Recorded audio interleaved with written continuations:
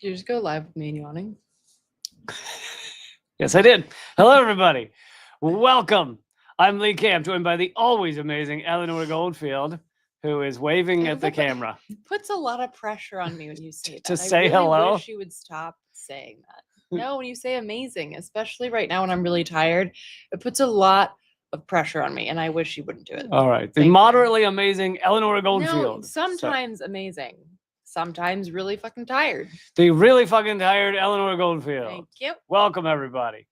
So we're going to get into a lot of things, but we're going to start off with the absolutely gruesome, disgusting, repulsive reality that is that Israel's behavior towards Gaza and their ongoing genocide, and it just keeps getting worse.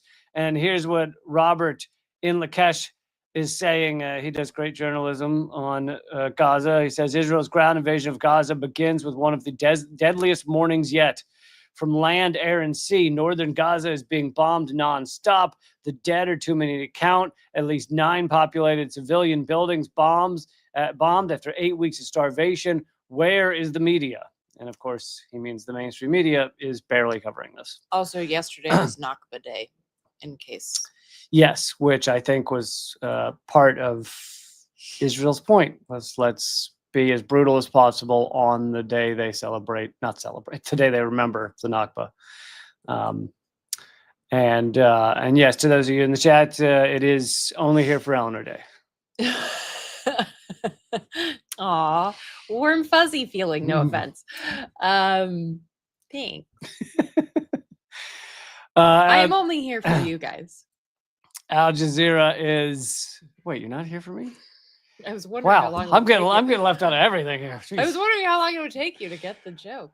Al Jazeera is saying airstrikes have reportedly killed hundreds of people in Gaza as Israel intensified its bombardment in line with a plan for quote-unquote conquest of Gaza. That's the word Netanyahu is now using. That added to the 143 reported killed the previous day and pushed the overall death toll in the Palestinian territory to more than 53,000, which 53,000 is way low. We've covered that many times. At least 3 times that. Well, and that's from bombs, but once you include starvation and disease, and it's well over 300,000. May even be nearing 350,000.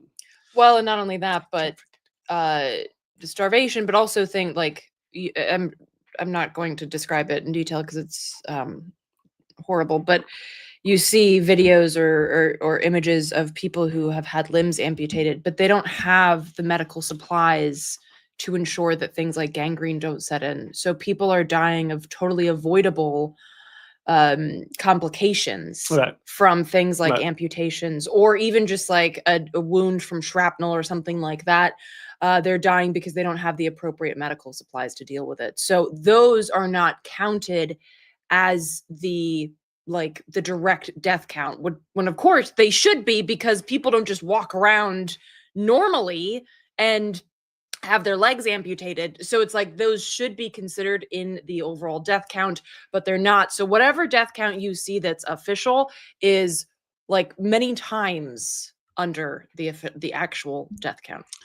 And I highlighted the end of the sentence just because I wanted to show that even Al Jazeera is still doing this, where they say it's an onslaught. Israel launched its onslaught on October 2023 after a Hamas attack that killed around 1,200 Israelis. But I and many others have covered extensively, and even Israeli media has admitted hundreds of people were killed by Israel on October 7th. So to keep pretending that the number is 1,200 killed by Hamas is it's not true. It's not true. And I hate that, even outlets that are doing an okay job on Gaza continue to say that like it's mandatory. Well, and honestly, I think a lot of them do it because, I've had this conversation with a few people, that a lot of journalists, especially nonprofits, because the nonprofit, zombie bill that's targeting nonprofits that speak about Gaza, because that's back. A lot of people feel that they have to do like the yes and, as if to say like, okay, so Hamas killed these many people on October 7th. So here's what's happening. And then like, use that as like the way to get to the shit that's happening now, which is dumb. Kind of like you got to say Putin's a dictator right before you talk about Ukraine. Right. It's like it's a way. It's kind of like the way to like smooth things over. Like, hey, don't come after me and shut down my outlet. I'm giving you this. Here you go. Hamas bad. And now also these many people have been killed for no reason. So it's like, I feel like a lot of people are doing this, which is also scary. And it really speaks to this kind of self-censorship. It speaks to a, complying in advance issue that I think a lot of people are grappling with in these times, and how fascism is very much like it's in our minds a lot. Not that it's not happening, but it takes over. It occupies our mental space a lot, so that we end up complying in advance even before we've been explicitly asked to, take this down or do this that way or whatever. Complying in advance. I like that. Yeah, it's not mine. I don't know whose it is, but I've heard it several times. That follows an announcement by Netanyahu last week that the military campaign would be intensified should Hamas fail to agree to a deal. Of course, Israel has sunk all the deals. So, and if should Hamas fail to agree to a deal to release the remaining captives by the time U.S. President Donald Trump finished his tour of the Middle East, basically. Israel saying, if you don't give us all the captives, we're going to do exactly what we've been doing, except amped up a little more. And it's like, what make, like, Israel only has one gear. It's just murder, murder, murder, death. There's no other way of going about this. And it hasn't worked, right? They've been killing their own hostages. So their own people. Trump was due to wrap up his 4-day tour, which did not include a visit to Israel. Israel's war on Gaza has killed at least 53,000. And, we just discussed the numbers. But the Gaza Strip's government media office has updated the death toll to 61,700. Saying thousands of others missing under the rubble are presumed dead. So if you add, so that would be 61,700 is getting closer to those killed just by bombs. The over 300,000 is once you include famine and disease and everything else.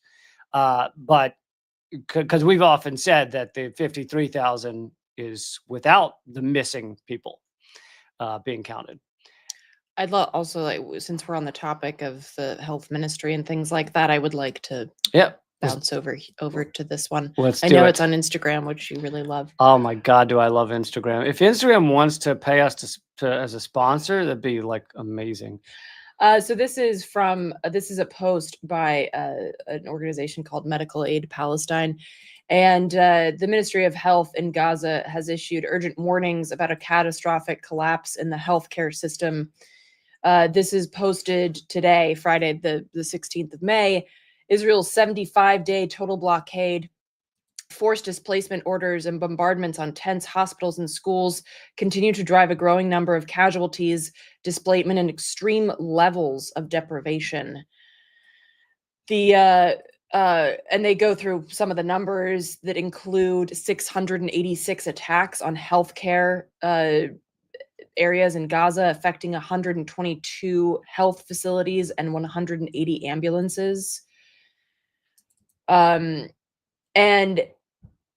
basically, and numbers, just some more numbers about access to medical care, but no food, like not any food has entered Gaza in the past 75 days. No medical supplies have come in at least that long.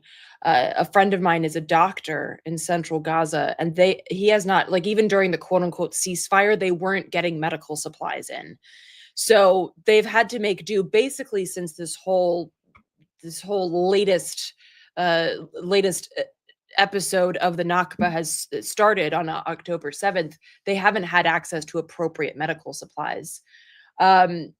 And this is also part of that, death toll. So patients with chronic and severe conditions like kidney failure, cancer, blood disorders, and heart disease don't have medicine.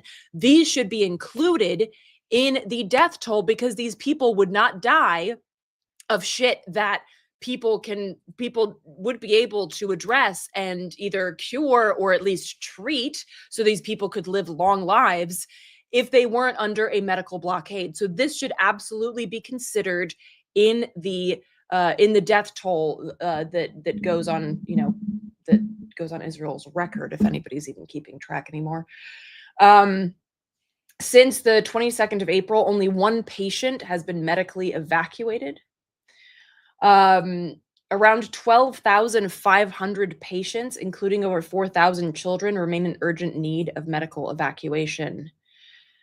So this is, I mean, and there are continued attacks on hospitals. For instance, one journalist was murdered while he was trying to recover from burns that he sustained in a different attack. He was targeted inside of a hospital, inside the European hospital in Gaza. So they are not only not allowing people the necessities to recuperate, they're actually bombing the hospitals that are basically not functioning as hospitals. They're functioning as, emergency triage centers that have some walls left. They don't have the supplies that would actually make them that will actually distinguish them as hospitals. And while this is not obviously the point of what's happening in Gaza, I think it's important to draw connections, not to try and lessen the severity of what's happening in Gaza, but to make the connection to what's happening here. A few days ago, there were Medicaid hearings about basically slashing Medicaid, which is already It's coming up. What do you mean it's coming up? We're going to cover that. Okay, but I just wanted to make this quick. Yeah, go ahead. That Medicaid was like barely hanging on anyway. I think it's important to make the connection that the extreme genocidal violence that Gazans are experiencing vis-a-vis Israel's blockade and bombing and targeted killings and things like that is not a disparate issue from the cuts to basic health care in this country. The fact that people die of totally curable diseases or of cancer that can be treated because they don't have access via money to the myriad options that we actually have in this country is also violence. It should also be considered a death by the United States government, just as these Gazans who are dying of totally curable and treatable diseases in Gaza should be considered a death that is on the tally of Israel's murders. So I'm making that connection not to try and say that they're the same thing at all, but to say that these are part of the same oppressive systems, particularly when you consider the fact that Israel is essentially a United States colony. Yeah, no, they are related. And in fact, we are going to, in a moment, to talk about how they're related as well. I wanted to show this as well. I'm having more trouble than normal finding the things I wanted to pull up. Take your time. You do you. I'm stressed. This from Eamon Bashar says Israel didn't even wait for the cameras to turn off or the applause for Eden Alexander's release to fade before admitting that 3 Palestinian hostages from Gaza had been tortured to death in its prisons. Not during combat, not in airstrikes, but in cages, stripped of rights and humanity. Their names weren't announced with sirens or headlines. No helicopters hovered. No world leaders offered thoughts and prayers. Just a quiet confession that behind the scenes, torture to death is policy. In Israel's calculus, 1 Israeli life merits global grief. 3 Palestinian corpses are just a footnote. We are seeing again and again the hypocrisy about which lives matter. Palestinian lives do not essentially matter on the world stage, while each Israeli life is considered sacred, and it's repulsive. And these people are completely morally bankrupt, as far as I'm concerned. Okay, let's see. I don't think I'm going to do that one anymore. Okay, we're going to get to actually the story about Medicaid. You mentioned a second ago. In just a second, I just wanted to, and this kind of relates, although this is about Medicare, but I just wanted to say today's sponsor, who's been helping sponsor the show, is Chapter. And Chapter is a free, I repeat, free Medicare navigation and advice service. If you're 65 or older, or your parents are, Chapter, it can be incredibly helpful. It helps you understand the 24,000 plans that are offered by Medicare and Medicare Advantage and Medigap. 24,000. And you have to try and navigate them. And that's where Chapter comes in. 96% of the people who use Chapter return to use it the following year. Seniors have historically saved over $1,000 a year. Chapter has near perfect reviews online and an A+ with the Better Business Bureau, and it's free. So check out Chapter, see if it's right for you or your parents. You can either go to askchapter.org/camp, my last name, or call 757-349-8232. All this info will also be in the description of this episode. And yeah, it's free. So hopefully it can help you or your parents. All right. Thank you, Dan, for supporting the show. Appreciate that as well. Goddamn right. Okay. So let's get to GOP trying to, and it is mostly the GOP, trying to slash Medicaid. GOP is trying again to cut Medicaid. Republicans again have their eyes on Medicaid. Where? Oh man, I lost it. Oh no, here it is. All right, I'll show that in a second. Well, no, I'll show it right now. Go buy some Ben and Jerry's, y'all. Yeah, Ben connected Medicaid and Israel, the two issues, as he was dragged out of Congress. This is Ben Cohen from Ben and Jerry's. I know him a little bit, and he has been doing more and more great work and protest work. He was arrested in front of the State Department. I was there at that time. That was over a year ago. But anyway, here he is getting dragged out of Congress, protesting this genocide.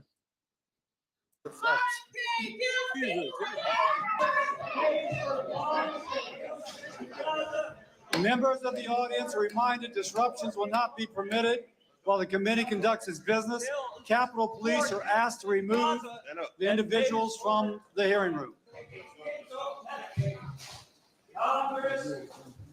Ben, why are you getting arrested? Move down the hallway. If you stop, you will be arrested. Poor kids in Gaza by buying bombs and pays for it by kicking kids off Medicaid in the U.S. Ben, what are you calling for the Congress and senators to do for Gaza? They need to let food into Gaza. They need to let food into starving kids. Congress is paying to bomb poor kids in Gaza and paying for it by kicking poor kids off Medicaid in the U.S.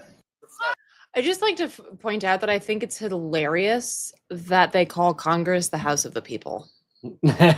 Right. Remember, Ben, what are you? Sorry. Yeah. No, you if you stand up or speak, you will be dragged out. And as you can see, they do not drag you out in a friendly and kind way. They violently drag you out of Congress if you stand up and say something. This is while they are perpetrating a genocide. So. And Ben Cohen was connecting the two issues of Israel and the cuts to Medicaid. And yeah, there are ongoing attacks on Medicaid. Republicans have their eyes on Medicaid, the government health program for those with low incomes or disabilities. A GOP proposal unveiled this week would require many enrollees to prove they're working, volunteering, or studying, and it would also cause them to shoulder more of the cost of their care. Changes are needed, conservative lawmakers say, because the program is broken and costs too much. Medicaid's annual price tag has soared from $590 billion to $900 billion today. Yeah, why has it soared? It has soared because you know who still gets paid? The health insurance companies, the health care companies, the big pharma. Like the U.S. government is paying those crazy prices when they pay for Medicaid, Which have gone up for these medications that in other countries cost 1/10, sometimes 1/100th of the price. Also, I'd like to point out that it's probably more now, but like 10, 15 years ago, 1 out of every $3 spent on healthcare, and that includes Medicaid, Medicare, whatever, is spent on admin. Because because like your thing says, like there are 24,000 like options for. I mean, that's dumb. What if we all just had healthcare from the moment we're born to the moment you croak, and that's it? Yeah. There's no this plan, that plan would choose the. Then guess what? You get rid of all of the bullshit admin, And you just like those people can get jobs doing shit that is way more useful to society than telling people they can't have health care. Yeah, people seem because they're confused on this because Republicans, plenty of Democrats as well, want them to be confused on this. They go, oh, Medicaid or Medicare is costing the government so much. We don't have that kind of money. And let's ignore the fact that, yeah, we do fuck that kind of money. Okay, we've got $1 trillion for the military every year, but ignore that. The reason it costs a lot is because of this insane system we have. There are countries that are 1 million times poorer than the United States that somehow can pay for healthcare for all their citizens. How do you think that is? Do you think it's because they just came across $900 billion? No, it's because what the government is paying is in a system that is meant to enrich a tiny number of assholes. So if you got rid of that system, and like you said, all the bureaucracy, all the middlemen, mainly men, all the middle people. Middle people doesn't sound. Yeah, it sounds like you're almost insulting little people. No, all the middle people. Then it wouldn't cost nearly what it does. Like that's how you fix it. You get rid of the whole thing. And back when there were some efforts in Obamacare and stuff. To change things, people ran around going, we can't just have free healthcare. It's 1/6 of our economy. Well, that's fucked up. It shouldn't be. And yeah, sorry, our economy will take a hit so that everyone can have free healthcare. It actually wouldn't. I know. What in their system it would, but yeah. What do you mean their system? We have the same system. No, I mean you'd have a bunch of rich people not getting as rich. Well, yes, that. But actually, like universal healthcare would cost less money. Yeah, kind of like housing everybody who's chronically homeless would actually cost less money than leaving them homeless because of all the city costs of dealing with homeless. Yeah. Again, this was like 15 years ago. $1 out of every $3 on admin. You would need that. That's trillions of dollars over the course of 10, 15 years. By the way, I just want to thank Mark Dansky for donating over on Rumble. Solidarity. Mark Dansky says they called a chapter and they got helpful, clear advice. Well, that's cool. But yes, they are going at Medicare. Let's see if I read all the part. There's a little more here. In the past 8 years, Medicaid enrollment has surged to record highs. Good. People should be getting free health care. Well, it also speaks to the fact that the economy is crashing and people don't have other other options. Yeah. Because it's not like you can just get Medicaid. You have to prove that you're Medicaid eligible, which is dumb. But so that actually speaks to the fact that more and more people are living in poverty and need Medicaid to get basic health care. Yeah, more people in poverty, absolutely. With the COVID-19 driving numbers up and 9 more states expanding the program to cover more low-income Americans. Oh, the tragedy, including 6 controlled by Republicans. More enrollees, particularly in red states, means more constituents who rely on Medicaid to cover their health costs, making it harder for lawmakers to approve cuts. So basically, red states are now have a lot more people on Medicaid. All of a sudden, they kind of don't want to cut it as much. More than 3/4 of the public opposes major cuts to Medicaid. This doesn't matter. Yeah, this is hugely popular. I mean, yes, free healthcare entirely would be more popular, but I'm just saying in our broken system, Medicaid is hugely popular. 75% of the country says it should exist, and that includes 55% of Republicans. But these rich oligarchs who rule our Congress and rule our Oval Office, they want to cut it so that they can give themselves tax cuts and shift the money around that way. Oh, and go back to anyway, this article. Sorry. No. Go back to our stream. Oh, sorry. Timothy made a good point. If you have health care through your employer, wages are so low that most people can't afford the co-pays for anything halfway serious. That's also a really good point. And something that I experienced when I had healthcare through my employer in Los Angeles, I couldn't pay for the co-pays anyway. So it was like I basically didn't have healthcare. And so I think that's a really important point, that there's the barriers to accessing Medicaid. It's like, oh, well, you're not poor enough. Well, I'm sorry, what's poor enough? Because if I have anything even remotely serious, even actually even a lot of preventative healthcare.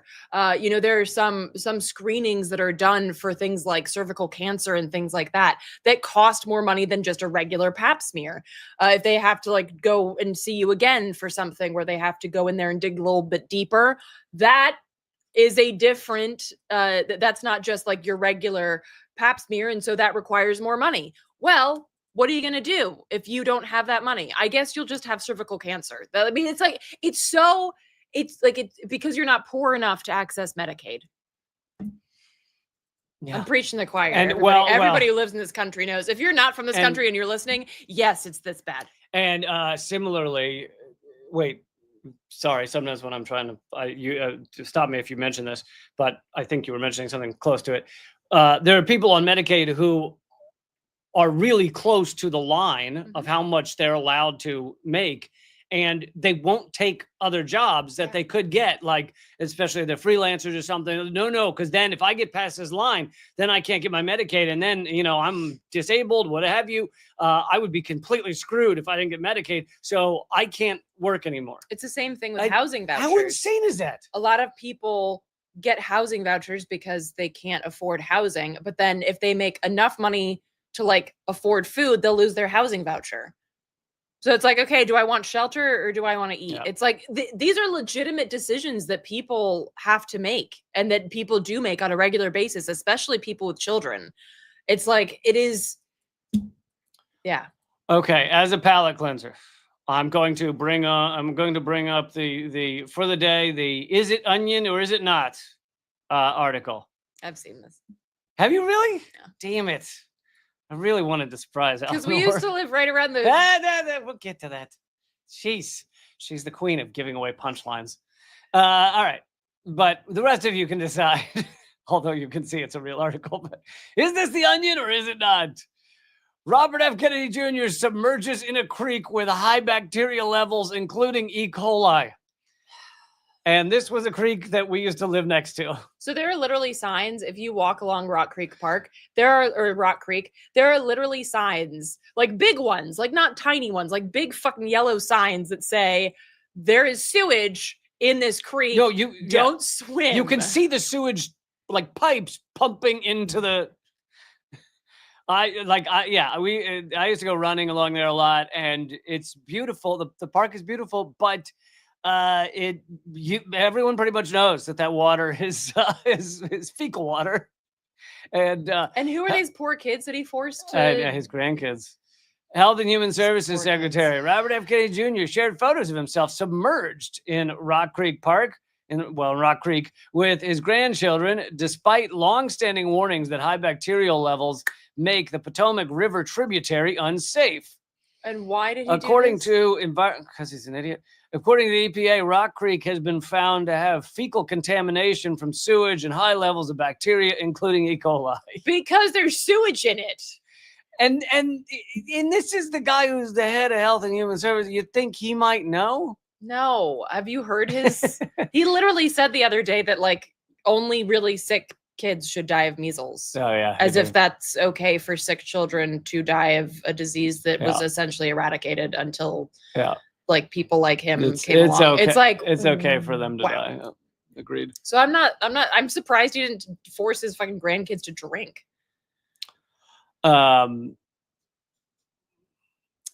Yeah, so that's your I just like the headline. FK Jr. submerges in creek with high bacteria levels, including E. coli. Such a strange headline. I mean, in any other world, it'd be a strange headline. In our world, it's just, it's par for the course. Okay, and we have a kind of good news story. At least it ends well. Well, no, so this is why I wanted to bring this up also, because I think it's important. But because it's framed as a feel-good news story. Oh, okay. A toddler, Michaelis Antonella Espinosa Bernal, was held in the United States after her parents were deported because her father was basically, like, they said that he was connected to a gang, which he's not part of. He was deported and basically, like, sent him to that high, what is it called? The the El Salvador prison. And her mother was then also deported, and she was held in the United States. So she was essentially kidnapped by the United States. She was held by US officials. So that's not deported. That's imprisoned. No, her parents were deported. Oh. Well, either way, deported sounds too nice. They were expelled violently from the country. Her father is still missing in a high security prison. And her mother was deported, and she was held by US officials. She's 2. I don't know if you all have ever met a 2-year-old. But they're rather attached to their caregivers. And to wrench them from their caregivers and have them held basically by the Gestapo is a level of trauma that is going to stick with this child for the rest of her life. Not to mention, of course, her parents, her father, who we don't know where he is. But CNN is touting this as a good news story. Also, they've been reunited in Venezuela, by the way, because Maduro worked very hard with Maduro's the president of Venezuela, who like the US has hated since forever, and worked very hard to try and ensure that this child could be sent from the United States to her mother. And the picture you see here is her mother and her grandmother. And I can just add here that CNN is calling this a feel-good story because Trump's in office, so it reminds everyone Trump bad. But if this were many of the kids that were separated while Biden was in office, you wouldn't even hear a story about it because CNN wouldn't do this story because they wouldn't want you to think Biden bad. So basically, the U.S. Department of Homeland Security, DHS, claimed that they were protecting the child from her parents, who they accused without evidence, because that's not a thing, being part of the criminal group, which the U.S. dooms a foreign terrorist organization. They said the DHS said that the child's mother oversees recruitment of young women for drug smuggling and prostitution. For the child's safety, she was not removed along with the mother. Yeah. Right. Yeah, so all of that is bullshit. But let's say, hypothetically, let's say that it's true that the mother was involved in drug smuggling. It's not, but let's say that it was. Is what you're supposed to do in that situation to violently rip a family apart? Or if we had like even the slightest humanity as a system, as a state, would we then try to intervene and say, hey, what's the issue here? Are you doing this because you need money? How about this option? Or, hey, can we get you to stop that, please? Because it's really not a great environment for the child. You don't go and kidnap the fucking parents, you absolute piece of shit monsters. And then kidnap the child and put them in some kind of, I don't even know, DHS Gestapo holding cell until Maduro can like desperately try to like finagle some bullshit with your Gestapo monsters to get the kid reunited with his parents. I mean, what in the actual shit? And let's remember that these monsters also do this to U.S. prisoners. When a woman gives birth in prison, they take the baby away almost instantly. Whereas it would be remarkably easy in this incredibly wealthy country to have a prison housing unit. I think prison shouldn't exist, but let's assume they still do. Prison housing unit where a mother who has just given birth can raise her baby. Like it's so repulsive how quickly they take them away. Yeah, so the father's still missing. He's in the El Salvadorian prison. And the Maduro and his government basically said they're trying to work on getting him back. But as has happened in previous examples of this, El Salvador and the US basically say like, oh, we can't help you. We sent them there and then we lost track of them. We don't care. They're not humans to the United States government. So why would they bother trying to reunite them with their families? So I wanted to cover this not just because it's important to show like what level of fascism we're at here, but also that the media, though it's not this is a CNN article. Though CNN is not saying like, oh, it's great that this child was removed from her parents and her parents were deported. They're not saying it's bad. And they're also suggesting that this is a feel-good ending. This is a good story. Like, oh, that's great. How wonderful. You know, there's a picture, again, with the trauma porn, there's a picture of the mother weeping as she holds her child and the grandmother too. It's like, because it serves to show how evil Trump is, which CNN finds useful. Right. As if people weren't, as if families were not separated under Biden. Different tactics under Biden, of course, but this is a systemic issue. And Trump would not be able to do this shit if the groundwork hadn't been laid before him. And the role of media in this sense is really to uplift the United States as a nation state, as a violent empire. And in order to do that, they can't say, what in the actual fuck are we doing here, people? They have to say, oh my gosh, they're reunited. That's really nice. And, you know, they might have been part of this gang thing. So, I mean, it's unfortunate, but like, we're not really going to say that the whole thing was bad. And this really perpetuates, right? It's like the life creep. This perpetuates this feeling of normalization. Like, oh, this is really awful, but it ended well. So the next time it happens, maybe we won't make such a big stink about it because maybe it'll end well. Or maybe they really are part of a gang and so they should be punished and their kids should be traumatized forever because they did bad things. So it really cements this normalization of this overt and horrific and violent terroristic fascism. And we have to be aware of that. We have to read shit like this and be like, no, fuck you. That's not okay. Do not make this a feel-good story. This headline should be toddler kidnapped by United States government finds a way back through Venezuela's diplomacy. That should be the headline. Perhaps it's a bit verbose, but brevity is not my strong point. But you get my point. Like that should be the headline. U.S. evil in all of this, in all of the situations. What are we going to do? Every about it? headline should just be U.S. evil. That would solve it. Then we wouldn't have to worry about it.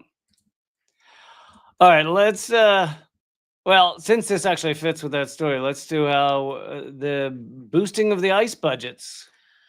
This is another. And I wish it were ICE for cocktails. I really do. I always do. Too. Never is. I saw one of my favorite signs from back in the day was I prefer my ice crushed. Ah, I like that. Which you don't even do crushed ice anymore, do you? Unless you have like because nobody has I don't have an ice crusher.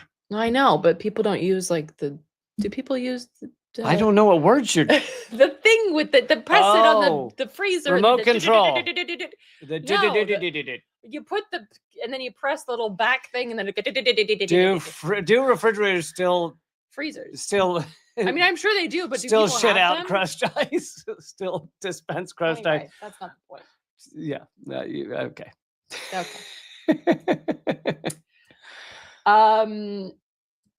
So this is back to Steven Sembler, one of our favorites. The headline, or not the headline? Oh wait, the first. Everybody, click thumbs up, click share, click all those good things, and yeah, subscribe and stuff. Okay. The first line of this, which this is another like Toto has the answer for you. The first line of this, which again feels like an Onion headline. Criticizing ICE could be making a comeback among Democrats after ICE agents arrested Newark Mayor Ras Baraka on Friday, and the Department of Homeland Security threatened to arrest the 3 Democratic members of Congress who were with him. Riddle me this. Is that an Onion headline? But I bet you they're not going to decrease the funding for ICE. I bet you even as they arrest Democrats, it's not going to happen. No, but so after the incident, everybody's favorite flaccid progressive, House Minority Leader Hakeem Jeffries released a statement defending his fellow Democrats and condemning the arrest and the ICE agents who physically accosted 2 congresswomen. Flaccid progressive is a nice name for genocidal maniac. You were very sweet to him. I like that Steven Sembler also writes, I don't know what physically accosted means either. But like, so and note that he says physically accosted 2 congresswomen. He doesn't give a shit about the hundreds of other people, thousands that ICE has physically accosted. It's just when they accost Right. members of Congress, Right. right? The So important people. if your concern is only about the fact that they serve in Congress, that's not actual concern, okay?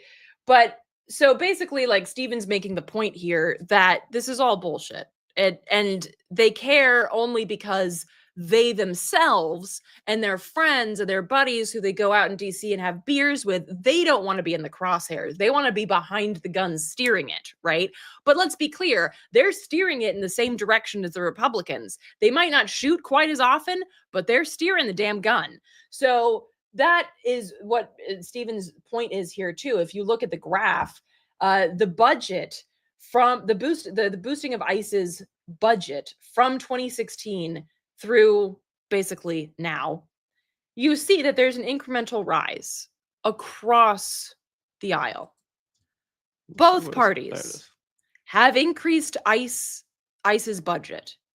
So this idea that, like the Democrats are somehow now going to come out against ICE or have in the past, no. The continuation of the giving funds to this extremely violent domestic military is a bipartisan endeavor, and it will continue to be so, again, because Democrats are also steering this gun. So. Yeah. And yeah, we've covered a lot about the just crazy mountains of money that is just dumped into. I mean, this is a sign of fascism. The inequality gets worse. The gutting of things that are meant to give the poorer people some kind of reasonable life then adds to inequality. And as you get increased inequality, people tend to protest and stand up more. There also tends to be an increase in crime because poor people commit more crimes because they're in much more difficult situations. And then the answer to that for the idiopaths at the top is to just dump more money into the guys with guns that are going to protect the status quo. So we're seeing all of those things. So just for if there are math nerds out there, under Trump, there's been a 27% increase in ICE's budget. Under Biden, a 20% increase in ICE's budget. So the difference was 1.6 billion under Biden and 1.8 billion under Trump. So it's like, yeah. There you go. Thanks for your progressivism. All right, I want to let everybody know there is a new episode of Unredacted tonight that just came out. I hope after this show you'll go check it out. You can go to leecamp.com/unredacted. That is that's the whole playlist, the whole YouTube playlist. It's all free to watch. For the latest episode, I get into the world's largest US-backed propaganda web that was recently revealed, kind of accidentally by Donald Trump, not because he wanted to, just he doesn't really know what he's doing. And thank you, Maria, for supporting the show. Really appreciate it. But yeah, I hope you'll check that out afterwards. Click save on your tab or whatever. Open a new tab, leecamp.com/unredacted. And I also have an interview on there with former Congresswoman Marie Newman, who was basically booted from Congress a couple of years ago or a year ago or whatever. She was basically booted for supporting Palestine, supporting Palestinians. And yeah, that's interesting as well. So I hope you will check out the latest episode and click the thumbs up and all that good stuff of the latest episode of Unredacted tonight. Also, I'd like to talk about this for a moment. Eleanor has a new column up on Substack. Ah, thanks. If you want to give a little teaser as to what you talk about. That's just not working at the moment. So what I talk about is, it's called You're Not Apolitical and Neither Is History. And it's basically about recognizing how we teach history matters. I know we talk a lot about how, we need to learn history. We need to learn history. But I think it's also important to dissect how we learn history, particularly when we consider how this learning of history affects our allegiances. Like, to what? Can you drink some water? For F's sake. Sorry, I'm doing my best here. Christ on a cracker. So I don't know what that means. What does any of it mean, Lee? So particularly when we Here's consider a photo of baby Eleanor yes, baby Eleanor. at Auschwitz. No, you're just taking my water. What is this? You talk. So we have to consider how the way that we learn history, to what purpose is it taught in a certain way, whose aims and goals, means does it serve the way that we learn history, and in particular dissecting how Jews are taught history about the Holocaust. So yeah, check that out over at my Substack. Yeah, it's a really great piece. I think, whether you're want to read more about, Israel and Jewish history or you don't, I think it applies to kind of the way history is taught to anyone or any group. And so that's why I think it's such an excellent essay. So. Thanks. EleanorGoldfield.substack.com for those of you listening to the podcast. All our stuff are also podcasts, by the way. Denise says, I'm dying over here because Lee is dying over there. Thank you. I'm glad I can make you laugh, Denise, every time I'm choking to death. You're just like Eleanor. I have not laughed once since you were hacking up a lung. Thank you very much. I even offered you my water. No, but you should see her if I fall down the stairs. That's different. That's different. Completely different story. Okay, let's get to 3 years into war, Ukrainian leftists are fighting for labor rights under martial law, which does not sound easy. So I wanted to bring this up because some folks in the US have been talking about, like, what if martial law gets instituted or started or whatever. Jay Tolbert, thanks for the donation over on Rumble. So I think we oftentimes forget, because we oftentimes think of war as just like two sides, right? And it's oftentimes like good, evil, and we've talked about this before, how Ukraine has done a really excellent job since the start of this war to hollow out any kind of progressive, socialist, pro-populist, pro-people legislation, and either sell it off to the United States or just carve it out for its local oligarchs. So this is part of that. And it's a great piece on Truth Out. You can check that out over at truthout.org. But there's he's a member, I believe he's actually the president of this, sorry, I had it somewhere here. The social movement is Ukraine's largest and oldest democratic socialist organization. And Vitaly Dudin, who's 37, is the leader of this organization. And it's basically an interview with him on Truth Out. And one of the things that he points out is that there has been a significant escalation in anti-labor rhetoric and policies by the Ukrainian government. And when they just had this conversation with him, he was just fresh out of a courtroom where he went to argue a case about labor rights. And he says, this was funny, but like morbidly so. He said, class struggle in Ukraine now, it's so boring. It's boring because it's not about protest, it's judicial and other official procedures. Because since February 2022, Ukraine has been in a state of martial law, which has permitted authorities to limit public gatherings and impose a standing curfew, among other restrictions. In many cases, these regulations have been weaponized against left-wing activists fighting for labor rights. So I think there's this very problematic perspective about like Russia bad, Ukraine good, not least of all because there are legit Nazis running Ukraine, but also because we don't really talk about the people and what the people are not only dealing with, but also trying to keep struggling for. Like, people are still going to work in Ukraine. People are still trying to feed their families and do the shit of regular life under these conditions. And we just talk about the big picture. We don't look at the people, which I think is also part of our programming, right? We don't think of countries as being like the people who make up those countries. We just think of them as the power play. This is the brain parasite of nationalism. Right, exactly. Nationalism is a brain parasite. It will make you not understand how the world works and get upset at the wrong things and hate the wrong people and love the wrong people. Yes. So enjoy. So in the midst of this, Ukraine has also been waging its own war on its own people who are trying desperately to access things like basic workers' rights. And that is his point here, that limit public gatherings, impose a standing curfew. I mean, it's really, it is very, very restrictive. A law passed in Parliament in March 2022, which further cemented the erosion of labor rights. The law allows employers to fire employees who are on sick leave or vacation, expands working hours to 60 hours a week, and requires employees to do work outside the terms of their contract if it's for defense purposes, which I'm guessing they're allowed to massage that and say that anything's for defense purposes because it's in the midst of a war.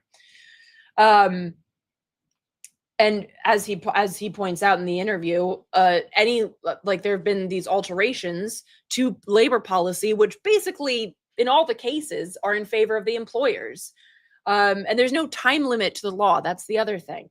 So Duden is emphasizing that these alterations are meant to stay in effect even after the war ends.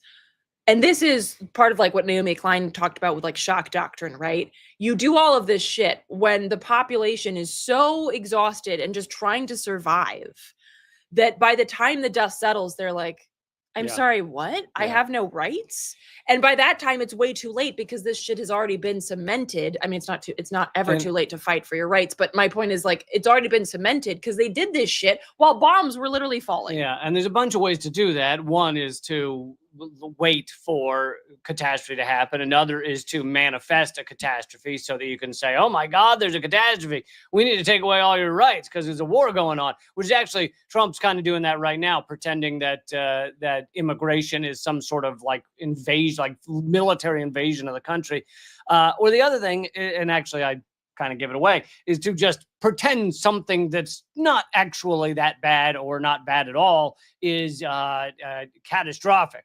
I mean, hell, they had us thinking that Iraqis were going to gas us with anthrax and cover your home in plastic, and people are hiding under their deck chairs, buy duct tape. So there are a lot of ways to tell your population, oh, we're at war, therefore your rights no longer need to exist. Yeah. And I think it's also important to recognize that no nation is a monolith, right? So for instance, like this organization, it's been active since 2015, but it's come to newfound prominence since the invasion in 2022 because of its support for LGBTQ rights, socialist politics, and other issues.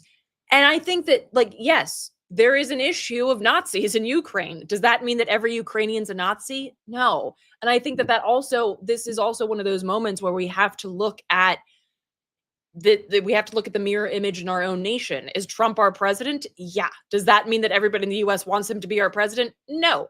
And as we've discussed on the show before, a lot of the people that voted for him don't really like him. But they felt stuck between Genocide Joe's prodigy, who couldn't actually say what she stood for, and then Donald Trump. Protege, but yeah. What did I say? Prodigy, sorry. But yeah, so I think that it's important to recognize the nuances that exist and not just pretend that a nation or even sections of a nation are throwaway because of their government being shitty or things like that. I think that's a really important lesson that this interview and this article also reminded me of, and if y'all check it out, I hope it will remind you of the same thing. But yeah, I think it's a really important reminder of what's going on in Ukraine, and that there's a lot of domestic shit that's going on in the interest of corporate and oligarchs and corporate power and oligarchs and things like that. So that's on top of everything that the Ukrainians are dealing with at the moment. And this is some fun news. Big Bird might start a union. Dude, that's awesome. Sesame Street workers are... Please tell me they actually made a show that said U is for union. If so, I'm immediately downloading that show. Amid attacks from the Trump administration, 74% of Sesame Street workers vote to unionize to make their workplace smarter, stronger, and kinder. Hell yes. Go Sesame Street. I can't believe it's kind of amazing they've gone this long without a union, but I feel that way about a lot of people. yeah, a lot of people, a lot of places.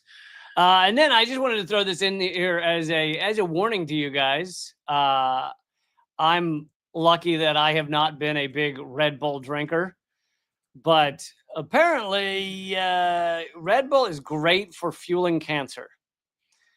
A new study shows, and this is from the Independent. This is in like tabloids, but new it's study. not on like some guy's website who does nothing but eats like, you know, grass for breakfast or something. No, it's actually, it was a study done by Sprite that says Red Bull causes cancer. No, I'm kidding. Pepsi says Red Bull causes cancer. But anyway, a new study shows that Red Bull and Celsius, which is a popular energy seltzer water, I think, elevates risk of blood cancer. Well, it's an ingredient in them, right? Yeah, taurine is the ingredient that apparently. So I think I didn't read the whole article, but I think what they're saying is, in parts of it, is that it's not necessarily that it creates cancer, but if it fuels it, and so it can cause cancer to be far more deadly. But I just so even before I knew this, I just knew that it was unhealthy because if I tasted it and I was like, this legit tastes like radioactive horse piss. Like I can't imagine anything about this being good for my body. I think I'll just stick to coffee. So you're saying I should end my line of intravenous Red Bull use? No. Well, that's interesting. My new line of salsa water called radioactive horse piss. I should not. I'd find that intriguing. Okay. I'd like to read the ingredients. Yes, Alan, you are correct. It says in the article, the body makes taurine, but this has to do with the dosage. That is risky. You are absolutely right. Which dosage is kind of everything because it's like dosage is what makes the difference. What is that? Dosage makes the poison. Isn't that the same? Dosage makes the poison. Water can kill you. And in fact, there was an example several years back of a morning radio show having a contest of who could drink the most water. And the dude, was chugging gallons and gallons and gallons and he died.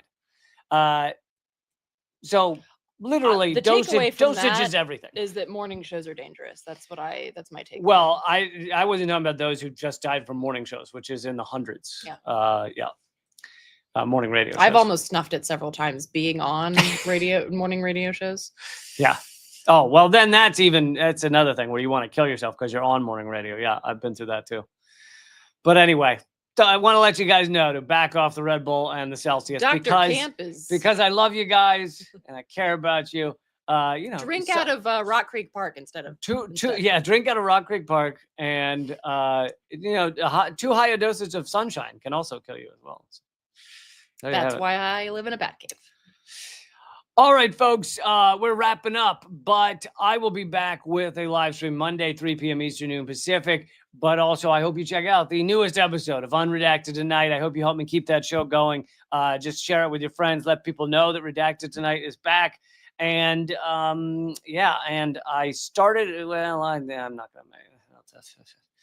I'm doing a slow rollout of the new YouTube channel to get some subscribers over there, but it's too confusing. I'm going to make a better link for it, so I'm not going to do it right now. Anyway, but you can get it at leecamp.com/unredacted is where you can get the full unredacted playlist, and I hope you'll check it out. And check out Eleanor's newest column at eleanorgoldfield.substack.com. I also love all of the health advice that folks are throwing in there, like drink out of the Hudson. That's solid.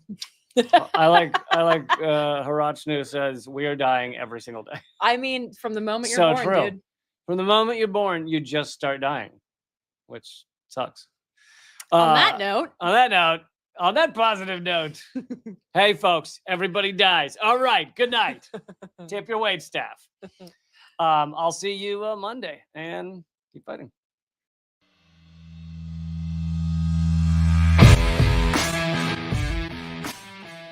Well, brother, I salute you, though, man. You're one of the few that bring together this tremendous artistic talent and still be in such deep solidarity with oppressed people. It's an honor to be here because I'll tell you, Lee, you have one of the funniest shows on television, bar none. It's an enormous pleasure to be here. while I was waiting, I was leafing through your wonderful book. The same to you. I love your show. Be happy to come back anytime. Lee, this is one of the great honors of my long career, just to be in the same earth with you. I'm sure. We're just so blinded. We have so many blinders on because our society doesn't want us to know things. And so it takes shows like your show, and it is clearly designed to eradicate. Hey, good to see you. Hey, Jill, how are you? Julian, thanks for joining me. Honor to have you, brother. Consumerism is a theory that people should behave this way to help each other. It's not. Mr. George Galloway, thank you so much for joining me in these dark times. Always a pleasure, my friend. Thank you so much, Lee, for having me on. Keep fighting. Ha.